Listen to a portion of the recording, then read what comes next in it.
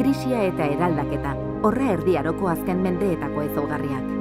14. mendearen hasieratik aitzina, behin eta berriz gertatu ziren uzta eskasak, goseteak, izurriak eta gerlak.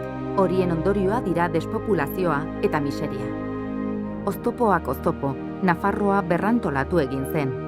Errege frantsesen etorrerarekin, erresumako legeak, forua, idatziz jarri ziren.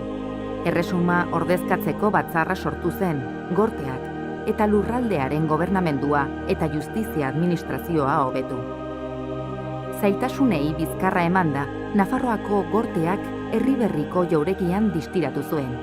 Iruñeko katedral gotikoa eraiki zen, alabaina 15. mendearen bigarren zatian, gerla zibil luze batek elkarren aurka ezarri zituen Beaumondarrak eta Agaramontarrak eta herria ondora eraman.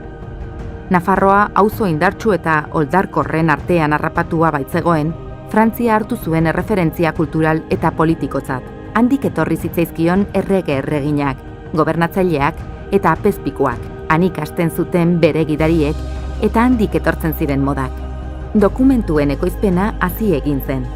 Hiriek eta unibertsitateek bat egin zuten monasterioekin, kulturaren sorkuntzari dagokionez.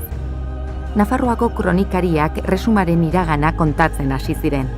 Latinak idazteko hizkuntza izaten segitu bazuen ere, frantsesak, okzitanierak eta Nafarroako erromantzeak lekuak kendu zioten gortean eta hirietan.